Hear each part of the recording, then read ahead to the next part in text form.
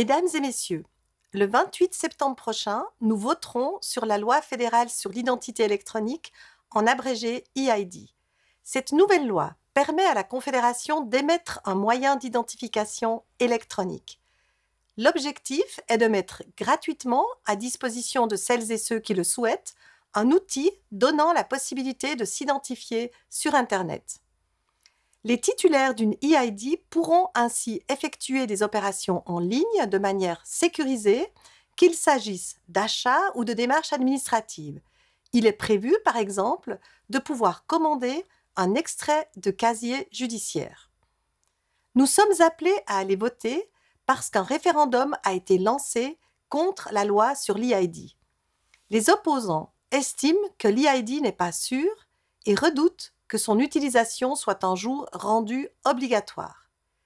Ils dénoncent aussi une protection insuffisante de la sphère privée et le grand volume de données sensibles qui seraient traitées, la porte ouverte, selon eux, aux abus et à une surveillance des citoyennes et des citoyens. Le Conseil fédéral et le Parlement ne sont pas de cet avis. La loi sur l'EID est importante pour que la Suisse ne rate pas le tournant numérique. Contrairement au projet rejeté en votation en 2021, cette fois-ci, c'est exclusivement la Confédération qui émettra les identités électroniques et qui exploitera l'infrastructure technique nécessaire. C'est également la Confédération qui stockera dans ses centres de données en Suisse les informations traitées lors de l'émission.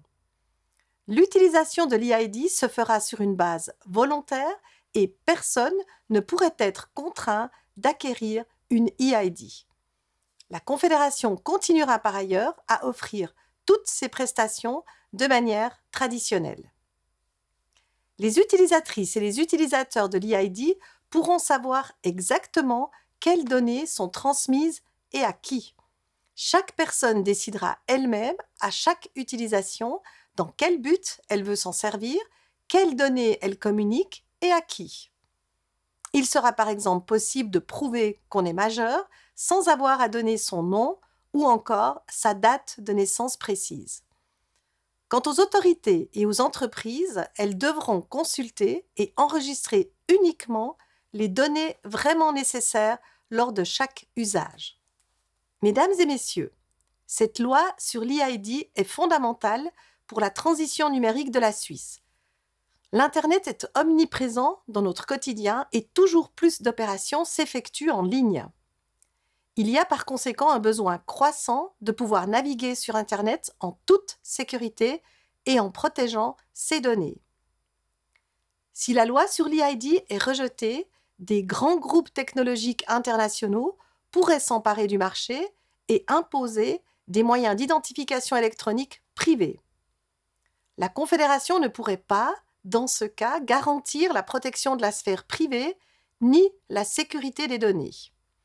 L'EID est donc gage de souveraineté numérique pour la Suisse et pour chacune et chacun d'entre nous. Pour toutes ces raisons, le Conseil fédéral et le Parlement vous recommandent d'accepter la loi sur l'EID.